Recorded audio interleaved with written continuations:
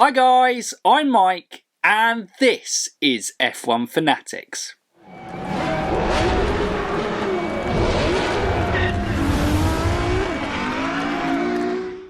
Welcome back to another F1 Legacies, and obviously the last F1 Legacies we had a podcast with Rob from Everything Racing Podcast looking at the career of Michael Schumacher in a two-parter. Now, the plan is this isn't going to be a two-parter at the end, but it should be just a one-part episode. I'm not sure, I don't think we'll get carried away. But anyway, Dan is back. Recently a guest on the F1 Worldwide. That was a long time coming, and now we've got two in basically 2 weeks. So, Dan, welcome back. Thanks for having me, dude. It's great to be back. I think the last episode we did together was a lot of fun, and I obviously didn't upset that many people that much because you've got me back this week. So, cheers for having me, dude, and I will try my best to ramble on. Well, not to ramble on too long today, but I mean, we're talking Formula One here, so never say never. Exactly. You got two F1 fans who have got basically an open record of not a set time frame, so it could go all wrong. But we're hoping it's going to go all right today. And you've probably figured out who we're talking about today, is because you've probably seen him in a thumbnail, which has led to you clicking on this video, and that is Bernie Ecclestone. And, you know, recently in the F1 did a poll of most influential people within F1. He came second in that list. I think a lot of people maybe even would have him first on that list. But there is no denying that Bernie Ecclestone has had an absolutely huge lasting impact within the world of Formula One. So today, me and Dan are going to go and take a look back at his life, his career, and kind of say what we think Bernie's legacy is at the end of this all. And so hopefully you enjoy the journey we go on. So we're going to start off right at the beginning. Well, we won't go right at the beginning because that's basically Bernie Ecclestone was born. But there's not really much to talk about that other than that's pretty conventional on that front. But he basically, maybe not many people know about this about Bernie, but with a lot of people who had this early passion for Formula One in the early days, a lot of them tried racing racing by themselves, which was obviously Frank Williams. We know from Williams racing, he was aspiring to be a racing car driver and quickly realised he wasn't. And Bernie followed pretty much the similar path.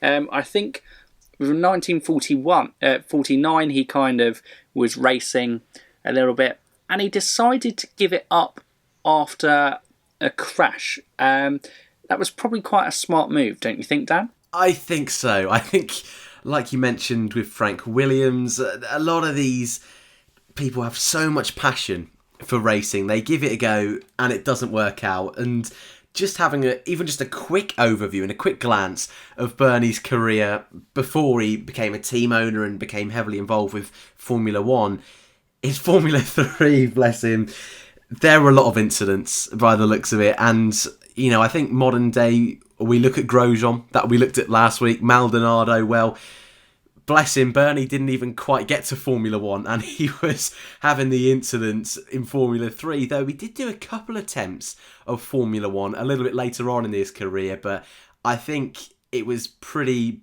evident from very early on that he was much more suited to a management role than actually driving a car. Yeah, and we don't know how long this might have lasted, but Bernie, well, back in that time, obviously around those late 40s, 50s, 60s, we know that F1, in terms of safety, was nowhere near the standards of what we experience today.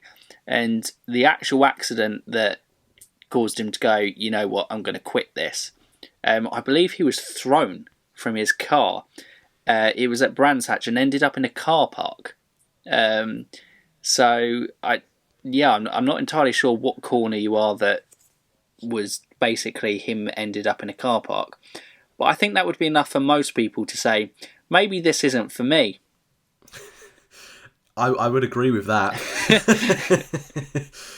Yeah, I'm not too familiar with the Brands Hatch circuit, so like you, I'm not too sure which corner that would have been, but certainly I think a lot of drivers back in especially the 50s, but I would even argue maybe up to the 80s and 90s, would have been put off by some of the horrific incidents in Formula One. But even like Bernie, Formula 3 having an incident like that, I think even in modern Formula One, it's something that is kind of taken for granted, is safety. And for Bernie, I can see why he decided to maybe put that dream on hold for a moment and not pursue a career in Formula One. Yeah, and that was kind of the end of his little association with racing for a few years. And we'll learn through this, kind of looking at Bernie's legacy, that he basically is an incredible businessman. And, you know, the amount of deals that he's pulled off across his career, well, just in that time, he apparently went off and made a load of money in terms of investing in real estate, and I think he was with a car auction firm as well. And you know, that's a pretty key note, I think, for his career, in his ability to just make money, which for any successful person is a pretty good trait to have. 100%. I mean, this is a man who, again, we've kind of glossed over a little bit his early life, which is the right thing to do, or else we'll be here for hours. But he wasn't brought up with a lot of money. He lived quite frugally when he was growing up, did Bernie Ecclestone. But his business acumen was incredible. You mentioned there his passion for motor racing kind of went on hold for a moment, moved over to real estate, had that auction company. But then the way he was able to wiggle back into Formula One later on in the 50s, this is a guy who just, and this is a theme we will see throughout today's video, is kind of whatever he puts his mind to, he's able to somehow manipulate the landscape and make to work in his favour. And it's really an incredible talent, and I'm so glad he moved into that side of Formula One than the motor racing side of things. And I'm so glad he was able to stay in Formula One from all the way in the 50s all the way up to the 2010s. It really is just an incredible journey from this man. Yeah, it's amazing to think. You're just comprehending that from the start, from the very early years. Bernie Ecclestone, well, to date, because we haven't had any racing yet in the 2020s.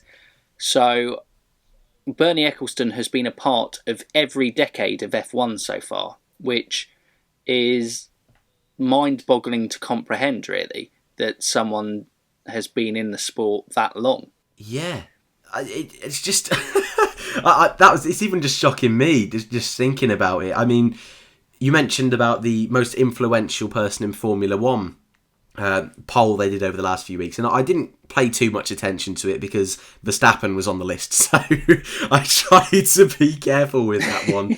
But yeah, when you put that into perspective, it is incredible. And once again, I'm sure I'll say this several times today, I think a lot of people do underappreciate the effect this man has had on Formula One. But when he did come back in the late 50s, his instant impact on the sport was a bit insane. Yeah, and so that way he came back into the sport was through driver management. And I think that's also a good trait. We've kind of put it down that he's very good at making money, but he's also clearly an incredible people person. Now, I know obviously somewhat probably in the modern eye would forget how he's gone in recent terms with some of the ideas he came out that you might think, and how was Bernie good with people? But clearly he was, essentially, because if you wanted him to be your manager back in the day, you must think that he was rooting for you and would get you the best deal. But yes, he came back in 1957 to manage Stuart Lewis Evans and kind of almost became part of a team owner of Concorde, I think it is how it's pronounced, F1 team. But yeah, basically he managed Stuart until, unfortunately, he would then lose his life in 1958 at the Moroccan Grand Prix, and that forced Bernie to kind of leave again. But I'll round up his other management, and we'll kind of discuss his management period as a whole, I think. And he did come back during that time, there was also a driver called Roy Salvadori who managed to survive this period and retire, and him and Bernie remained good friends. And it led to kind of his relationship with Salvadori led him to become in manager with Jochen Rindt, who we all know was a very talented driver who again sadly lost his life in 1970 and is the only posthumously awarded Formula One world champion because he died before he could complete the season and winning it. The management career was a very interesting way back into Formula One, I think, for Bernie. And I think it was key that management was always going to be his strength within this sport. Yeah, definitely. Picking up on what you said about being a driver manager and working his way up to kind of be a team owner as it was back in the 50s, it's just so unheard of. I mean, we spoke about Frank Williams earlier on. You can also look at, I suppose, Jack Brabham. I'm sure that team will come up a little bit later on.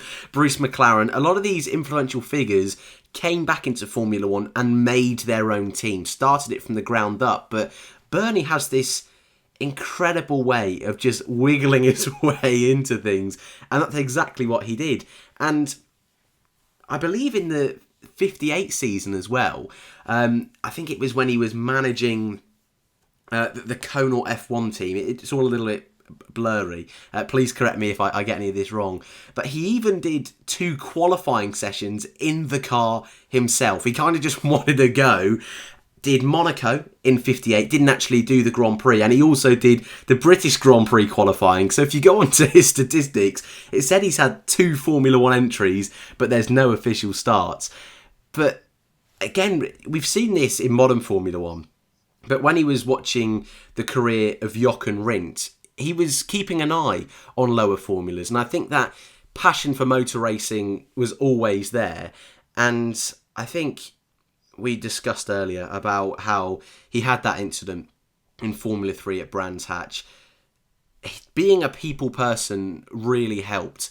And losing people like Jochen would have, for most people, that would have really put them off the sport. But I think for Bernie, that love and passion for motor racing did still come through, and I'm glad he stayed in, and his ability then to purchase Brabham and move forward after all that is quite incredible, considering some of the horrific moments he would have seen throughout the 50s and late 70s. Yeah, I think that's a very good point you make about his early association with Formula One.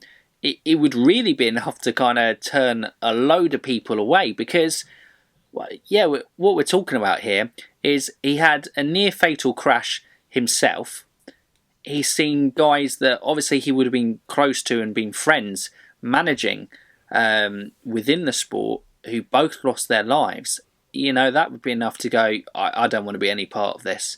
But it seemed a weird thing about the sport at that time that it almost became accepted, and you almost kept going for the memory of them. So it almost meant something, which is weird to imagine, but it must have been so difficult for him in these early years with the drivers, suffering that, especially, you know, with Jochen. He kind of partially owned the Formula 2 Lotus team with him, and with a young Graham Hill competing in that team as well. Well, not young Graham Hill. He had most of his F1 career in that stage. But it was amazing the type of guys that he was rubbing shoulders with essentially no real qualifications other than he could probably speak a hell of a good game. Yeah, it is crazy. And again, I just keep comparing it to modern Formula One because I think so many people underappreciate this man's ability. I mean, imagine in modern Formula One, just some random guy just kind of showing up, becoming friends with a driver, managing them, then becoming a team manager. It's just so unheard of. But I think that relationship he was able to develop with Jochen helped him understand, I think, the severity of Formula One, but then having that part ownership with Lotus, with Formula 2, gave him that bit of experience to become a team leader, and I think that's kind of where his desire to buy out a team properly and manage a team properly, which he eventually did with Brabham for 1971, I think that's where that desire and passion came from. Yeah, I'd completely agree with that one. There must have been something that was pulling him back, and it was just this drive to make the sport better. Not only by maybe owning a team, but as we would look on how he would just run the entire thing to make it better. So we move on to, obviously, 1972. He bought out Taranaki, buying the team. I've seen a couple of figures muted around here, but it's somewhere between £100,000 to £120,000 that he brought the team out for, which, when we'll get on to when he sold the team, is quite an investment turnaround when it went. But, he took it all through the 70s and built this team that would then culminate in 81 and 83 with Nelson Piquet winning 2 world championships. And although they would never win the constructors title, second being best during this time that Bernie Ecclestone owned the team, it was still a pretty successful time for the team. And I think, actually, funnily enough, because of his politics, the way he played it, when he introduced the Brabham fan car, that car probably would have gone on and won the Drivers' Championship and as well probably the Constructors' Championship, because it was a very dominant car in terms of the speed advantage that they'd managed to find here. But it was always, Bernie has a very good way of seeing the bigger picture. And I think he saw very early on, he enjoyed being a team principal, but as early as 1974, he was already making gains or making movements for the bigger picture in terms of running the entirety of the sport, not just one team. Yeah, and I think what's also quite interesting here is, of all the teams to go for, rather than starting up a team from the ground up, he chose a team that had already had success in Formula 1. Obviously, Jack Brabham, who created the team in the 60s, he had 3 world titles, and he was able to kind of take advantage of that. I suppose a more modern example maybe is kind of a Racing Point, picking up a team that has won in the past when it was Jordan and trying to bring it forward. And a name like Brabham on the grid was special in Formula 1 at the time. You mentioned it was about £100,000, £120,000, which again, in modern terms isn't a lot of money, but of course exchange rates back then, it was quite a sizable sum. And actually, they weren't a particularly successful team when he started to take a more predominant role in the team in the early 70s. He helped negotiate a deal with Alfa Romeo, it was, to become on as engine partners, which was a huge thing at the time. And whilst that didn't, again, bring the success I think Bernie would have wanted, again, it's just these little things that keep adding to his portfolio and making him, I suppose, a more rounded character and understanding the ways that a Formula 1 team goes about it. He's done the driver side of things, what they're looking for in negotiations. He's now moving to the team side of things, engine supplier, and already he's only been in Formula 1 a handful of years at this stage, and he's had such a varied picture. And then, as you mentioned, when the Alfa Romeo era ended and Nelson Piquet came along, though they didn't win constructors' titles, they won, I think, was it 3 drivers' titles with Piquet at Brabham and several Grand Prix victories. And again, we've already said, this is a guy who had barely any motorsport credentials. This is just a businessman who loved Formula 1 and proved that, yes, he had some technical ability, and that would have been one of the aspects he probably would have had to have learned and relied a little bit more on some of the engineers. What he was able to do in negotiations, moving from Alfa Romeo to what would have been BMW, making sure that even though the fan car didn't go through, making sure that they were always evolving and pushing forward, I think is something that Bernie tried to really install with his teams. And more importantly, he was so focused on making the show as good as possible for the fans, which I think is why he did so well in his eventual role for so long. Yeah, absolutely. And I think there was a key point there in terms of spotting talent. Like, obviously, he rubbed shoulders with the top guys.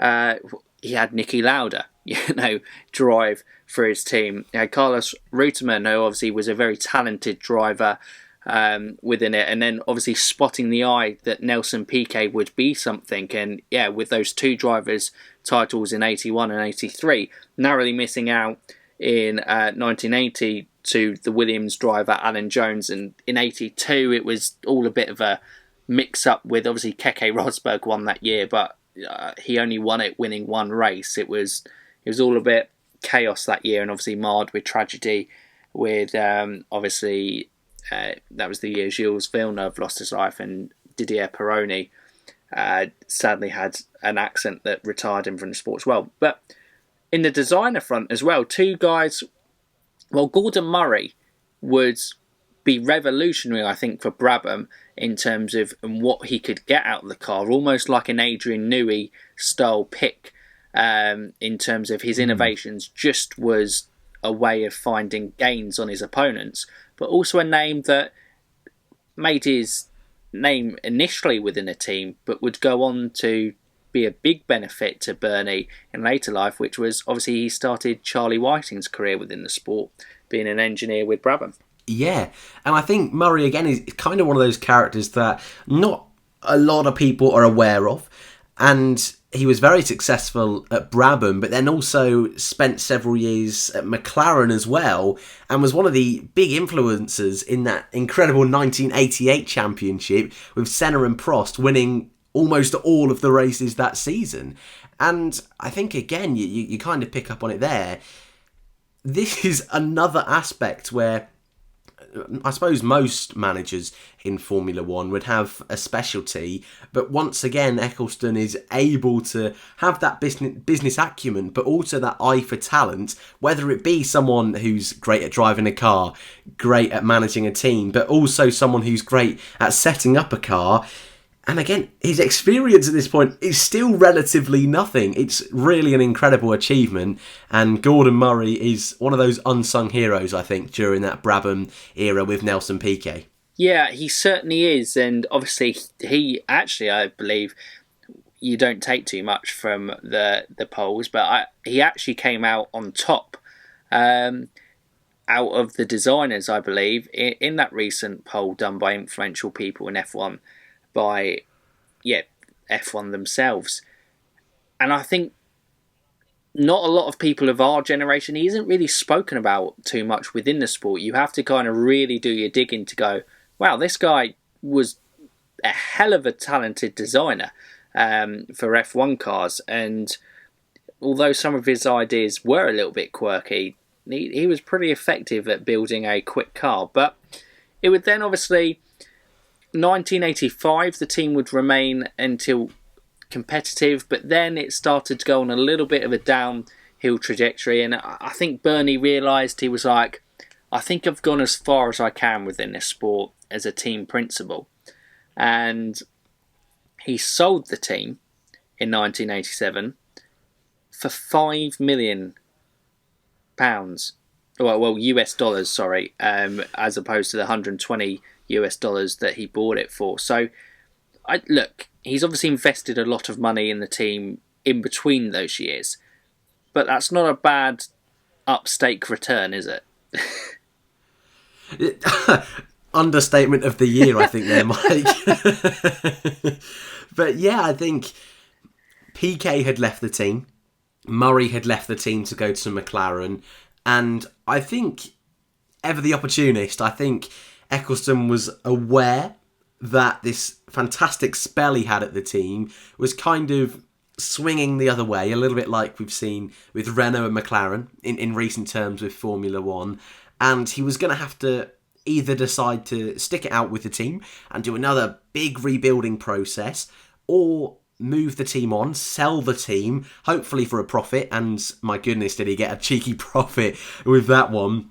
And sell that idea of a rebuild to someone else, which he eventually did with Joachim Le I really am bad with pronunciations. Swiss businessman. And he made his role elsewhere in Formula One. Again, a lot of people would move away from Formula One. They would take their 5 million and live a happy life in the countryside. But he still wanted to play a big part in the direction of Formula One. He'd managed a team very successfully, but he was also aware there was still a hell of a lot of issues in the sport, and made it kind of his new objective, rather than to lead one team to the front. He kind of wanted to evolve his own position to lead Formula One itself. Yeah, and I think that's probably the perfect one to move on from his team ownership there. And to do this, we have to go back a little bit. Obviously, we've progressed to 1987, but the kind of start of this, which is quite funny actually to think nowadays. I mean, I know back then, especially in Formula One, it was easier to have more hands in different pies, if that makes sense. Rather than just being a team principal focused on Brabham, he also kind of was the founder of this Formula One Constructors Association back in 1974, which was it basically was all the British teams. Oh, hello there. But yeah, basically it was all the British teams together. Frank Williams, Colin Chapman, Teddy Meyer, Ken Tyrrell and Max Mosley were all part of it. And this was actually quite important for two reasons. One, it would be the start of the journey that would lead him to the head of Formula One. But it would also start his relationship really with Max Mosley, who was there representing March F1 team. And you know, those two would then become quite close, and Max would be the legal advisor, and Bernie would essentially be the, I would assume, the sweet-talking and silver-tongued guy who could just talk his way into any business deal.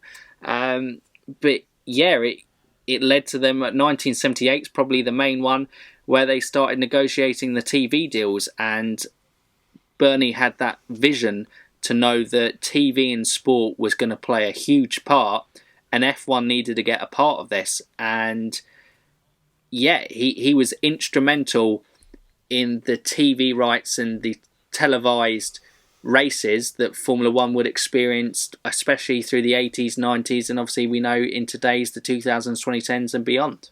Yeah, I mean, that vision is a bit insane, but also what I just find crazy, and so many times throughout his career, I think, how on earth has he done that?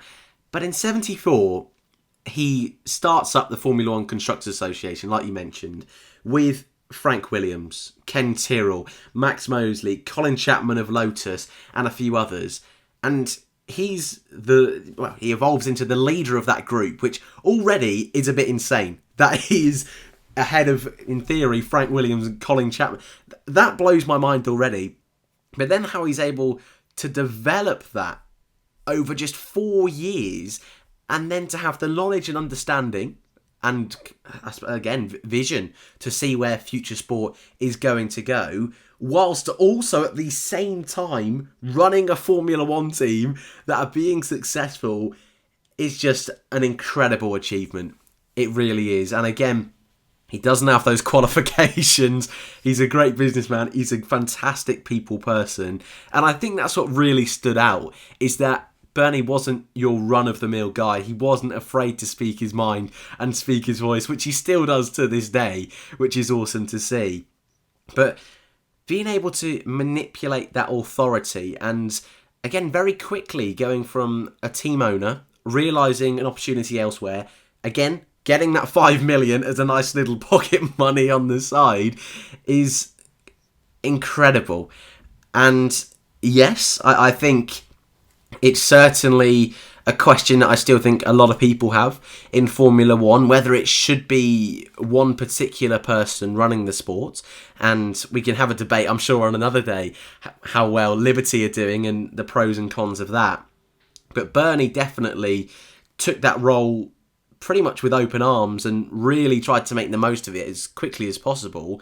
And what's fantastic about it is, though there was certainly a business side of it, and I think Bernie always had an eye on that. I still think his main focus was the show, was the performance, and very much, I think, in the early days of him taking that leadership role of Formula One, that was his target, to make the racing and the TV aspect as good as possible.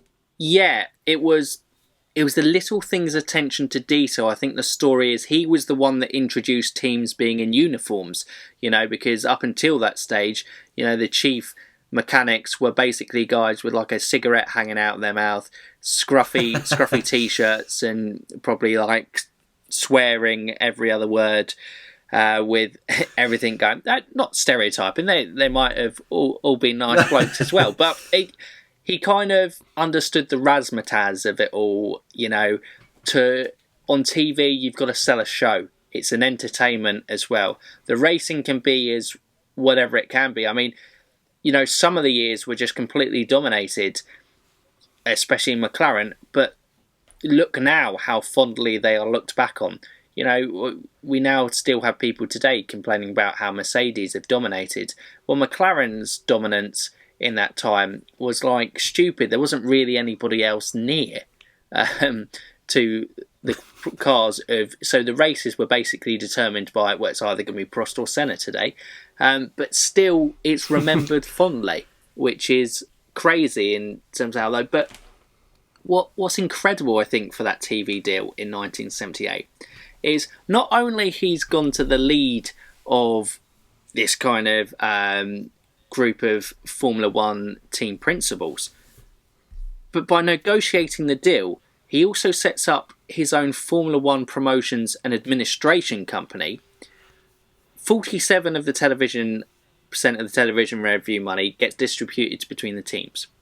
30% goes to the governing body, the FIA, and 23% goes to this new Formula One promotions and administration company he's set up. Like, he's getting a bigger... For the guy who's meant to be representing the teams, he's walked away with a hell of a good deal there. And although, they had to kind of put up the prize money for the Formula One season, it's still like, how you done that? Yeah. Not only how has he done it, is how has everyone else let him get away with that kind of thing? I mean... Well, I know Ken Tyrrell was, I think he was still to the end very, very fierce and like, this isn't right. Yeah. And I think if someone was to do that in modern Formula One, certainly I think there'd be a lot more fuss about it. But I certainly think Formula One kind of needed a little bit of direction potentially in the late 70s. And whilst again, I think Bernie has very cleverly worked his way to the top, it's certainly a unique way of doing things and a unique outlook he certainly brought to the table. And I don't think many other people would have been willing to get where he had from what he had from his beginning of his career. And then I feel it's quite a risk to negotiate. I'm sure he probably tried more, but to end up with 23%. And again, I wasn't alive back then, but from what we know today, the backlash, I feel, wasn't as big as it potentially could have been from a huge risk from him. But signing the Concorde like he did a little bit later on in the 90s, he was always able to keep elevating his position in Formula One and kind of make him in a position where they couldn't afford to change him.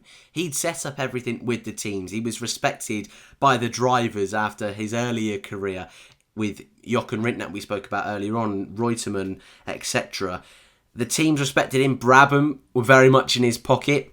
He'd worked with Murray, who was at McLaren, and very quickly, even though he hadn't really stayed anywhere too long, and as you said earlier, he kind of was in all different picnic baskets everywhere he went, he was able to have that influence, and that was able to really help him push on over the next few years. Yeah, and we'll move away from the business side slightly for the moment, which I think something that maybe he isn't given enough credit for. He's one of the main people that were driving the safety aspect of Formula One. And we all know, obviously, the two F1 drivers he managed, he lost in his early career. He was a part of the sport all through, a terrible, um, a terrible way of life within Formula One. Like, Formula One wouldn't have been able to continue in the way that it did, because you can't recklessly lose the amount of life that they were doing across the early stages of the sport's history, which is bizarre. And it's, a couple of key appointments that he makes for me. In 1978, he hired Sid Watkins as the official Formula One medical officer, and Sid himself would become a legend within the sport. And it was Rubens Barrichello that he basically saved his life, and there was another driver escapes my mind for the moment. But Sid was absolutely vital for the health and safety of the drivers, and a massive asset to the sport during his time involved within Formula One. And also Charlie Whiting, promoting him after he left Brabham with Bernie Ecclestone into a kind of Formula One position an FIA position. And Charlie, we know he did an F1 Legacies video on him earlier in this series. He was so key. His sole mindset was safety, and those two, as well as being kind of safety as a priority for Bernie himself, those two appointments for me are absolutely massive as a legacy for improving the overall safety of the sport today. Yeah, it's an aspect of Formula One that, kind of thankfully we don't see as dramatic as we did back in the 70s, but obviously it still is a huge risk being a Formula One driver, and I think a lot of people, including myself, would still argue that safety still isn't where it probably should be. And Ecclestone, we said a lot, he came in the 50s, he's been a part of every single decade of Formula One, has kind of been the embodiment of this transition of Formula One safety. He was there and had his own drivers tragically pass away. He almost had a huge life-changing incident himself. He was also there through the eras of, I suppose, the 70s and Jackie Stewart, when he was a huge moving force in Formula One safety. And as you mentioned, I think Sid Watkins, I would have loved to have seen him a little bit higher up on the most influential people in Formula One list. What he was able to do, and a little bit like Ecclestone, actually, I think, Sid Watkins, his interpersonal relationship with the drivers, I think, just added that extra element and made Sid Watkins, he was already doing a fantastic job, but made him even more invested in pushing for safety. And I think, again, Ecclestone's ability to talk to the drivers and actually talk to people, I think probably made him more aware of the sacrifices that were horrifically being made in Formula One and should never have happened, some of these incidents. And I think it's very easy to criticise being here now and looking back when certain technologies weren't available. People, I suppose this might be a slightly naive statement, but people weren't quite aware of the risks of Formula One when it very first started. And I definitely think Bernie, again, I definitely could have done more, but he made some really key and influential strides forward that I think a lot of people weren't happy with at the time. Although Bernie was focused on the show, I think he was definitely had an eye on safety, whereas some people only wanted the show and thought that racing was priority, drivers were second, and definitely the opinion I think a lot of people have now in Formula One, where safety should be first. I think with Charlie Whiting coming on board and Ecclestone helping transition to our modern thoughts is something critically underrated in Formula One. Yeah, absolutely on this front. And look, I think he understood as well that that I was on safety, but if he was going to sell this Formula One show, if he was going to make it the global sensation that he wanted it to be, he realised he couldn't have people die, regularly, and making the sport safer was not only a number one priority for those people, and I think on a personal level it would have been massive, because I imagine he probably didn't want to lose friends like he did, with Jochen Rindt early in his career. He just wouldn't want to go through that again. So that was probably a massive priority personally. But also, yeah, you can't sell a product that the main stars in the show are dying on a regular basis and not completing the season. I mean, how many top drivers in the 1950s, 1960s never got to complete their careers because their lives were tragically cut short? And I think that is something that cannot be overstated, how important in him personally and in the kind of people he brought into the sport to improve that aspect can be, stated within the sport. But we'll move back onto the business side. I would say 1997 was the last peak for Bernie Ecclestone, which seems weird considering he only relinquished control in 2017. But I think from this stage on, it came to a stage where it wasn't quite smooth running, and it was a little bit of a turbulent end to his time in charge of Formula One. And that was like the Concorde agreement between the teams in 1997. Now, it initially was opposed by McLaren, Williams and Tyrrell, and they were not happy about the commercial rights that were going to be controlled by Bernie Ecclestone during this team by FOM. I believe it was named, we know it's named FOM now, I think it was FOM by this point. But it had to be readjusted in 1998 to incorporate these teams because they were losing so much money through the support that Bernie gave the teams who supported it. So I think this was a prime time, whether you agree whether the Concorde agreement was good for F1 or good for the teams within Formula One. I think Williams are probably the main team who have suffered from this agreement in the subsequent years since it.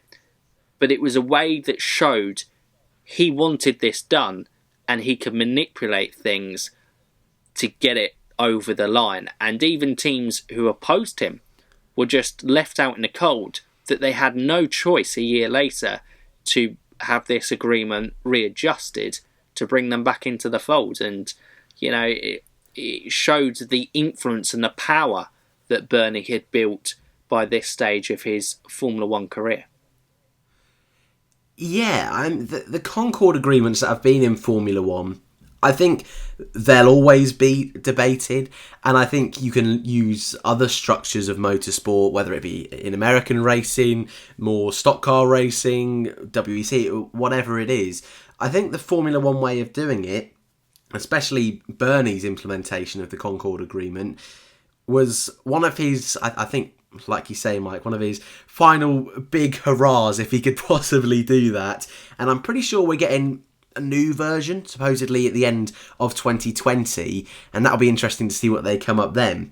But I think, though it was a big achievement for Bernie to be able to push that through, and again was a huge notion of the power he was able to gain in such a short time, I think it was maybe the start of the end of Bernie Ecclestone. I think people were slowly starting to realise that the show was a big aspect, but Bernie, I think, fundamentally was a businessman. And I'm sure we'll talk about it in a moment, some of the more unique aspects that he started to bring to the table in the 2000s and the 2010s. But certainly the Concorde Agreement was, I think, the first opportunity for people to really criticise the work of Bernie Ecclestone. And I would possibly argue it was one of the first times he'd fully focused on business rather than the show itself. Yeah, I'd agree with that point. And it was his last big hurrah, because afterwards, like I said, it became very obvious by this stage that Bernie was business minded, and he was trying to make F1 as rich as possible. And it suffered in some ways, or did it? Essentially, the product became still good. You can't really argue, but it it led to what has now become today, that the manufacturers have dominated the sport. I think it was the death of the kind of teams like Williams. Obviously Tyrrell went by the wayside, Jordan went by the wayside, Minardi in the end. All these teams, they kind of folded, and obviously it saw Renault come back into the fold. Ferrari dominated the early 2000s. Red Bull, not a manufacturer, I suppose the only one who's kind of independent, but they have a weird structure in the way that they've come into F1 anyway, because it's Red Bull as a brand have just tried to dominate sports in some form or other. But yeah, it was an interesting one, and he would then, obviously, he would still be at the head of Formula One, but would be losing more and more controlling interest in the companies financially, but for some reason he would still be the top dog, although he wouldn't own as much as what he had previously done through the previous decades of Formula One. Yeah, and I think certainly you mentioned Ferrari's dominance that came around in the early 2000s. We also had the huge incident over in America, the 2005 US Grand Prix, and although that wasn't Bernie's fault what happened that particular weekend, I certainly think the fact that that did happen did reflect poorly on Bernie Ecclestone as the figurehead and spokesperson of Formula One.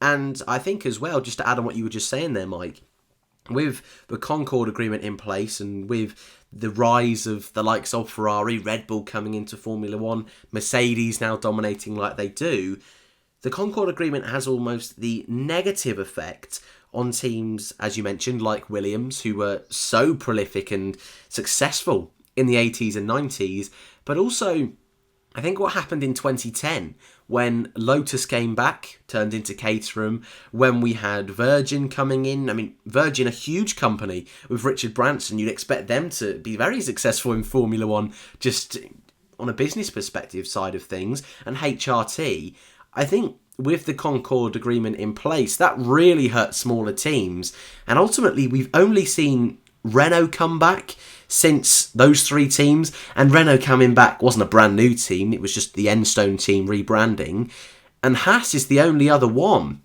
And I think, again, like we say, the Concorde agreement, though at the time was so revolutionary, I think we're still seeing some of the drawbacks and kickbacks of that to this day. And it's another one of those things that I think a lot of modern Formula One fans will look at what Bernie Ecclestone did, see some of the races we went to. I mean, we lost circuits like Turkey. We went to circuits like India. Sochi was agreed by Bernie Ecclestone. And certainly that perspective of races that we wanted to go to, perhaps just throwing this off the top of my head, the Nürburgring. I always loved that particular circuit. We also, I mentioned Turkey, Malaysia. Some of these circuits that always gave good racing, it was kind of being favoured and opportunities were being opened up to countries that were offering big chunks of money. And even now we're having circuits like Silverstone and Monza that, I mean, who doesn't want those two on the calendar? But their future is pretty much since I've been watching Formula One, and I imagine the same with you, Mike. They're circuits where they should be on the calendar, but Bernie Ecclestone was focusing on getting as much money for the sport as possible. And again, it all comes on what perspective you're looking at Formula One from. Some people love the driving aspect, some love the teams, some love the business. And I certainly think during these final years of Bernie, it was very much business and money focused, which again is a real shame when we were talking earlier about how he was able to have those personal relationships, how he was able to really revolutionise safety, and I definitely think those shouldn't be forgotten. But certainly the Concorde agreement did no favours and still isn't helping modern Formula One. No, and I think the redistribution of winnings across the format will certainly be an interesting one. I think Ross Brawn has spoken about it recently, that it's something that they may be looking into, which would certainly, I think the coronavirus is massively impacting on maybe that decision coming in, because it's vital for Formula One to have at least 10 healthy, strong teams within the sport to pack that grid out and make sure we've got lots of seats for talented drivers to see, but also you want a competitive grid, because as much as it's admirable the incredible job Mercedes have done in this period, it isn't essentially the best thing to have one team dominate for growing the sport. Essentially, you're always going to keep your core fans who just love it, but in terms of making it a growing sport, and especially in today's world where, you know, marketing and PR is so important, it's a little bit difficult to kind of brand a sport that has just one team winning all the time. But I think a key point there was the circuits, and I think that's one of the main criticisms of Bernie, especially in his latter years, is, like you said, the Silverstones, the Monzas coming into doubts with their agreements, the type of circuits that have, you know, come onto the calendar. And, well, if you look, like places like Valencia in India came onto the calendar, and Korea as well.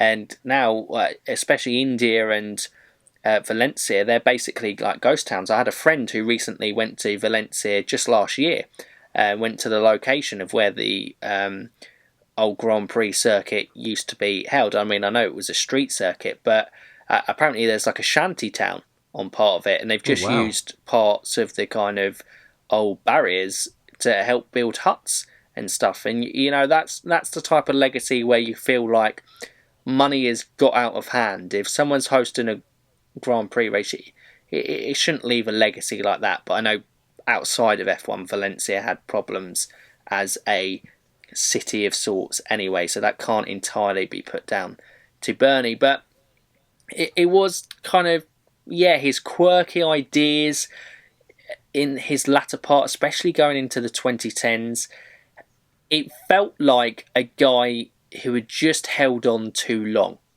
And now the world he knew and he understood had changed so much. I mean, we just have to look how much the world has changed from 1980s to the 2010s to know that it maybe wasn't a world or business that he understood as much anymore. And so therefore it was in desperate need of someone new to come in and drive it forward. I 100% agree with that notion. I've always been someone who's defended Liberty Media, and again, I don't want to talk about them too much, but I still think a lot of the issues Liberty are trying to resolve, sadly, are from Bernie Ecclestone. I mean, the one big issue that I think Bernie negotiated and was one of his big missteps, I would argue, I don't know quite how you feel about this, Mike, but he's putting Formula One behind a paywall, signing that agree with Sky in the UK and for most of Europe. I think it's really put off a lot of modern and young Formula One fans. We didn't even have much YouTube content until the last couple of years, whereas the other series like MotoGP and I suppose I'll use Formula E as an example, really understood that the key of making their sport as long-lasting as possible is to encourage the younger generations. And when the outsider perspective is that Formula One is a kind of a one-trick pony, one driver's on pole, they're going to win, and it's very Mickey Mouse like that, I think trying to bring fans in that have never watched it before to realise that there is so much more than going in circles. I think Bernie kind of shut that off a little bit, and again, like you say, Mike, it's those modern little quirks he tried to do. The 2016 strange elimination qualifying system that was kind of these last-ditch opportunities to say, look, I can still make the show great, but like you, I just wonder if he went a few years too long and was trying to do these little quick fixes to Formula One that ultimately just ended up hurting the end product. And I think it's right that now we have a modern and forward-thinking company like Liberty Media that have taken over the sport. It's a very different outlook than we had from Bernie Ecclestone, but I certainly think the approach Liberty are having is better than the one that we ended up with Bernie in his latter career. Yeah, and I think his failure to adapt to the modern world was ultimately his demise and downfall within running the sport, because I think the YouTube community is, I mean, obviously we both put out videos into the F1 YouTube community, and just in the last year, not just because that's mainly the year that I've been in, well, it is the only year that I've been involved within the F1 YouTube community, but everything seems more relaxed. There seems to be more people who are confident of kind of producing content, and I think YouTube is a massive way of connecting fans into your sport.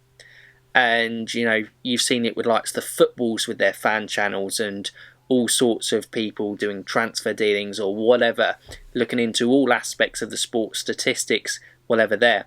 I believe, well, the way that Formula E treat you, for one aspect, in terms of you can actually show clips within it, and they actually invited you to the Rome Grand Prix, didn't they? Well, E-Prix, they sorry. Did, yeah. To get the right terminology on that front. But, it's... And the MLB, I think, were promoting YouTubers on social media in terms of the content they were producing for their sport. And that, along with the Sky deal, which I think Liberty are trying to go with the Netflix, Amazon Prime, with F1 TV, I imagine that's the way it will go with, that it will be a smaller subscription rather than obviously the huge subscription it is to subscribe to TV channels that, would put a lot of people off. And essentially, F1's always tried to, I think, get away from its elitist background, but you quite easily are pricing people out of watching your sport, which is not a good thing. Yeah, and even attending Grand Prix, just to add on to that, it's not as if Formula One is a cheap sport to watch going to an event, even though I suppose general admission passes exist. They're still very expensive, and if you're not an avid Formula One lover like myself and you, Mike, and I'm sure for you watching right now at home, I think a lot of people, again, it would put them off. And again, it's going to be, I think, a long time for Formula One to be able to rectify those issues. And it's something that Bernie, with that business mindset, would have absolutely loved. And I suppose it's one of those things where, if you think of it with a business mindset, if the demand is there, you're able to put the prices up higher and higher. But then, as you said, Mike, then comes in that elitist aspect that I don't think Formula One should aim for. I mean, again, that's personal perspective, but I certainly think it's a sport that should open itself up to more drivers. Ocon is a great example of someone who didn't have a lot of money, but is able to, through his talent, prove he can get on the grid. So from a driver perspective, that's slowly changing. I think with F1 TV coming into play, it's a short-term solution, but I think the idea behind it is the right way forward. And it's still nice that here in the UK, Sky and Liberty Media have allowed Channel 4 to be able to produce highlights. And as you said, they're slowly doing their own Formula 1 content now, full race highlights for those around the world who can't watch the races live, which I still find crazy that in certain countries you can't actually watch Formula 1. I think that's bizarre. But it's nice to see that some of these issues, and again, it all depends on your personal perspective, but I think some of these issues, they're going to take time to fix, but that's what they're aiming towards. And with the likes of Ross Brawn now in charge, I think he's a brilliant example, and he's got a brilliant mind for where Formula One should go next. And with things like cost cap coming into play, I wonder whether Formula One would be in a stable or more stable position now if that had come into play 10 years or so. I don't really know, but certainly I'm enjoying the way Formula One is going at the moment. And I think Bernie, though I think the end of his time in Formula One wasn't perhaps the most squeaky clean, I do think his legacy as a whole, and with, as you mentioned right at the beginning of today's episode, you mentioned he was number 2 on the most influential of all time. I think it's still nice to see that people are aware of the impact he had on Formula One. Yeah, and I'll ask you to kind of expand on it as we round off, because I think we've, nicely gone over his career. Obviously, there is so much we could still go into detail on this, and I'm sure, in comments down below, people notice more points of, what Bernie did for the sport. But for you, What is Bernie Ecclestone's legacy that he has left on F1? I think I will always view him as one of the most incredible businessmen in motorsport history, maybe just in history in general. And I mean, I kind of have a business background. That's what I'm doing at university. And I have such a huge respect for how he was able to come from nothing, build his way up away from Formula One, but be able to use that passion to wiggle his way back in and learn from just being a person, talking to people, adapting his business style and acumen to suit Formula One, and then further develop it to be a team manager and then to run Formula One is incredible. And as we've mentioned several times, the way he was able to manage drivers was so impressive. The way he was able to keep a focus on the show. And I loved your word you said earlier, Mike, razzmatazz. I think really suits up what Bernie was trying to aim towards. But also, he was aware of safety. He was aware of what was crucial and important to the core of Formula One. But certainly, I think he is a businessman that was underrated, under-respected, and he made them pay for it. But certainly, he's one, I think, probably deserves a bit more respect in modern Formula One, but will always be one of Formula One's true legends. Yeah, I think that's a brilliant way of summing it up, Dan. And for me, his legacy is, whether you like it or not, he has brought F1 to what it is today. And you can argue, F1 would have got the TV rights, how it would have done, how, TV has become such a massive influence in sport. And, teams like the uniforms and stuff would have naturally probably come in as sports became more professional. But he was kind of almost ahead of the game. His ability to kind of see the bigger picture, especially in those early days of his career, and to manufacture the deals that would almost establish the financial security of the sport, make it, the pinnacle of motorsport. Across the world, even if you have people who haven't heard of, who don't really follow motorsport, they know what F1 is. You'd probably say that Le Mans and Formula One are the two things that people would say without having any prior knowledge really about motorsport at all. And I think that is a large part down to Bernie. The safety implementations that he brought in cannot be understated by himself and the people he hired in driving that forward. I think it's had a really positive impact. But like anyone, Bernie is human, so he's not a perfect human being. This wouldn't be a very good story if he was the perfect person. He was flawed, and at the end, people who have had great success within things, as an Arsenal fan, I probably often compare Bernie to Arsene Wenger. Obviously, Bernie's was a lot more extended over, but a guy who didn't know when was the right time to leave, and you just felt that there should have been someone around him to go, Bernie, you've done a brilliant job, but it's probably now time to hand the reins over to somebody else. But, he wouldn't be Bernie without that desire and belief in himself that he could fix all of Formula One's problems and make it even better. And he should always be remembered for someone who had the interest of the sports at heart. And although later at the end the business mind did come in, I think he was an F1 and a motorsport fan first and foremost, and his passion for the series, being in it for, the 7 decades of F1, that cannot be understated. Yeah, and certainly, I think what you said there, I believe as well, that the passion for racing was always there, and I definitely think that's evident with the fact he still shows up to the grid. He still comes to watch Formula One races, and though his time is over now, technically, with Formula One leadership, I still think that people will remember him for the most part as a great character for the sport, and I certainly think, though he's gone in that management role, it's brilliant to see him on the grid. Yeah, and the less spoken about him becoming a dad again, the better, I think, on that front. certainly full of beans, but it is brilliant still to see him apart as F1 for as long, as he wants to, which is fantastic. But that, Dan, has been our thoughts on the F1 Legacy, and as always with these F1 Legacies, I'd love to hear, we both love to hear what you think Bernie Ecclestone's legacy is on the sport, what you thought, were his main strengths, his main flaws, and your individual thoughts on what he has done to the world of Formula One, be it positive or negative, because it's freedom comments. We'd love to hear either way. It's always interesting.